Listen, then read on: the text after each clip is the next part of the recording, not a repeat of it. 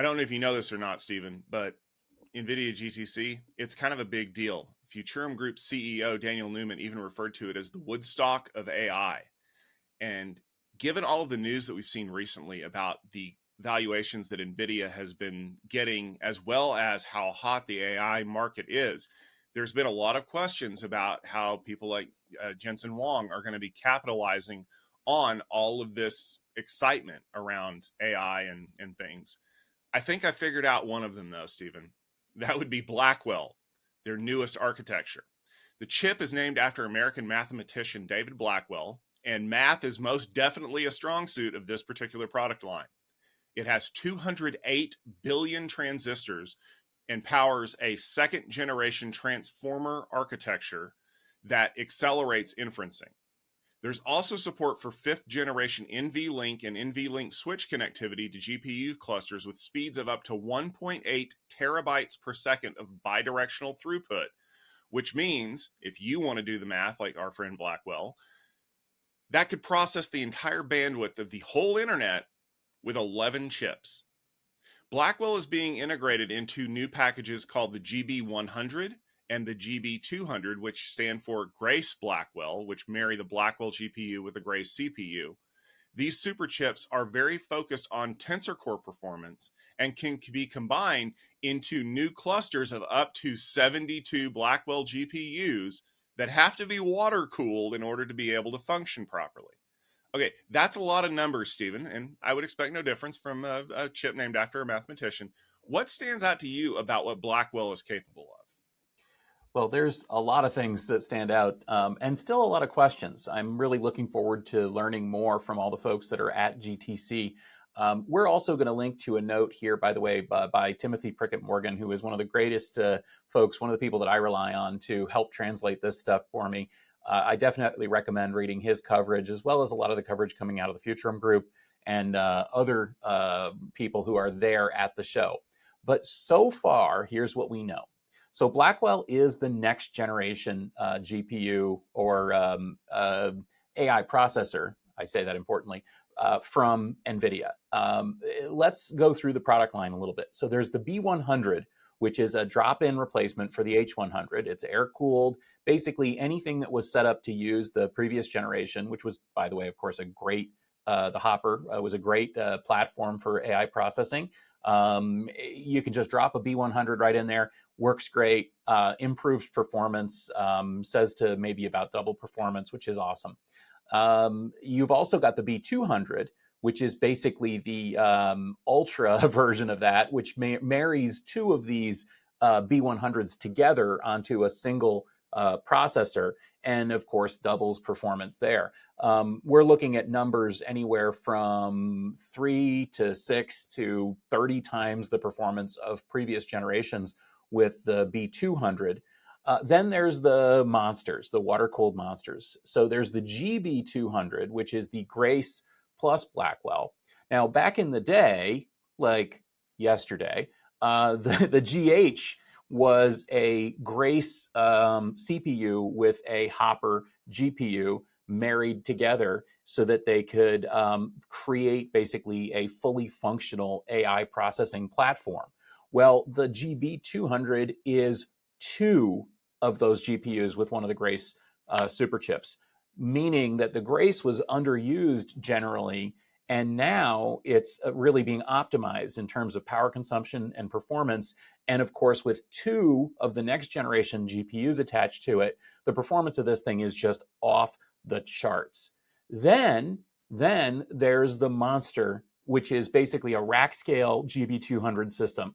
They call it the NVL72 because it uses NVLink to combine 72 of these GB200s together. Well, actually, it's 36 GB200s because there's two per. Anyway, point is, we've got just an incredible rack scale system here, all connected with next generation NVLink to make it into basically a single rack that does, a data center's worth of AI processing. This thing is just incredible. What NVIDIA has been able to do by connecting these things together. Back in the day, we were excited that we were able to use NVLink to join together a few of these Grace Hopper nodes into a single processing unit. Well, guess what? Now you can have 72 of the next generation ones all within the same shared memory domain, all able to access anything and all able to act as basically one giant freaking GPU.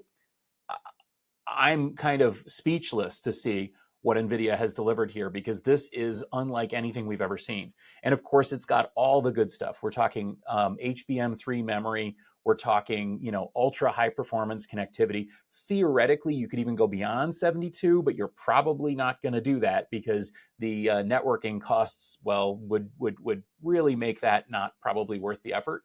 But essentially, NVIDIA has done what they've always done, or what they've been doing at least for the last few years, which is delivering not just a next generation GPU, but an entire solution that delivers on incredible AI training and inferencing performance. One thing I'm going to call attention to, though, is not exactly clear what's inside the Blackwell processor. In fact, no one's entirely sure whether it even has CUDA anymore, which is why I'm hesitant to call it a GPU. So a few generations back, NVIDIA introduced Tensor cores. Well, Tensor cores are the ones that are doing most of the processing these days, not so much the GPU CUDA cores. And like I said, we don't even know if Blackwell has GPU CUDA cores anymore. I'm going to say that it probably does for backward compatibility. But going forward, I'm not sure we should really be calling these things GPUs anymore because they're just not the same monster. Now, Tom, I want to zoom in on one aspect here. Like I said, NVIDIA is optimizing this whole stack, and they're trying to make sure they spent a lot of time talking about how they ran simulations and looked at the ways in which their processors were being used in order to come up with not just a faster chip, but a faster system that combines all of these things interconnected. Interconnection is the story of the Blackwell generation, as I said, because we've got these, all these 72 nodes all linked together with NVLink. But one of the things that really stood out to me was Jensen Huang's comment that they've got 130 terabytes per second on the back of this chassis, which is more than the aggregate bandwidth of the internet. That is absolutely incredible, and it shows the promise of NVLink. NVLink seems to be outrunning PCIe, and that actually reminded me of a discussion we recently had with Jay Metz from the Ultra Ethernet Consortium, where he was talking about SerDes and how the Ethernet SerDes roadmap looks a lot nicer than the PCIe SerDes roadmap. And then you look at something like NVLink, which uses Ethernet style SerDes. Basically NVIDIA is delivering something today that is way beyond what we could do with PCIe.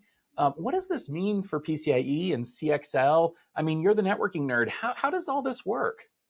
Well, SerDes, for those of you who don't know, it's basically the serialization, deserialization interface. So SerDes is a lot like modem. It is a concatenation of those two things, a portmanteau, if you will. But the important thing to realize is that the way that the PCIe SerDes has been developed over the years is much different than the one that has been developed for Ethernet applications. So they're both doing serialization, deserialization of I/O, but one of them is much more strict than the other. And that has a massive impact on the way that everything works out. So PCIe 6 requires a bit error rate of less than 10 to the negative 12. Ethernet only requires 10 to the negative 4. Now, you're probably doing some math in your head trying to figure out exactly what that means. Here's what that means. Every time you require a much stricter bit error rate value, you are basically creating overhead in the packet that would necessitate less data being sent for every packet that's going. Now, I'm sure that PCIe has a reason for doing this, because everybody has a reason for doing this. And when you think about the way that the interconnects work between what would normally use PCIe, which could be, the CPU and the GPU, or the CPU and the memory, or all these other things, they wanted to make sure that it was right.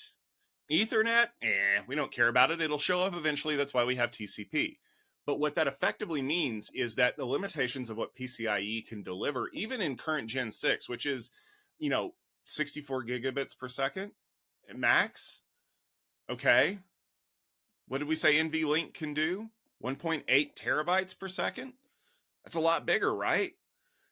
What they're basically saying is we have a high performance system right now that provides similar performance to what we would get out of a much stricter protocol. Now, in full disclosure, Ethernet style SerDes are a little more latency. They have a little bit more latency than a PCIe. Although I would challenge you that, 30 nanoseconds versus 100 nanoseconds, if you can figure that out, more power to you, because I can't. I can't even figure out 30 milliseconds versus 100 milliseconds. But what matters is that even though there's more latency, you're carrying much more data per transaction. And that means that NVLink will continue to grow higher than where, PCIe Gen 7, Gen 8 will be, in the next 5 to 10 years. I think what's really valuable to understand here is that NVIDIA is basically betting everything on NVLink, kind of like they've done with InfiniBand, where what they're trying to say is we have the most performant interconnect between GPUs, CPUs, and all of the clusters that we're going to be putting together. Why would you not use the fastest protocol that you have? Because when you look at the amount of data that's being moved back and forth, like they said on the keynote stage, this thing can move more than the aggregate bandwidth of the internet through the backplane of this chassis. Well, I would want it to go as fast as humanly possible. And based on the way that we have error resolution now, I'm not worried about, being ultra strict about forward error correction or things like that. So I'm applauding NVIDIA for basically backing their protocol, NVLink, right? But here's the thing that makes me kind of pause. This is how standards get created. No. I know you're probably sitting there thinking to yourself, no. Standards are created through the IEEE and the IETF, and there's a lot of arguing, and the loudest voice in the room wins. You're right. They do. Currently, the loudest voice in the world belongs to the third largest tech company in the world. That would be NVIDIA, who is developing a solution that makes everything run 3 times faster than the current standard. You know what's going to happen? Everybody's going to license that technology from NVIDIA, and they're going to start using it, and that becomes the de facto standard. Period. End of story. So I think that this kind of minutia breakdown of using PCIe SerDes versus Ethernet SerDes, really what it's going to develop into is more adoption of NVLink, more companies that are kind of at that inflection point going, well, if this is faster, we need to be using it instead. And then moving forward to embrace Ethernet style SerDes, which now I don't think PCIe is going away anytime soon. But I think what we may end up seeing is PCIe relaxing some of their requirements in future generations to accelerate their bandwidth and throughput so that they can compete with NVLink so that they don't get left behind in the dust.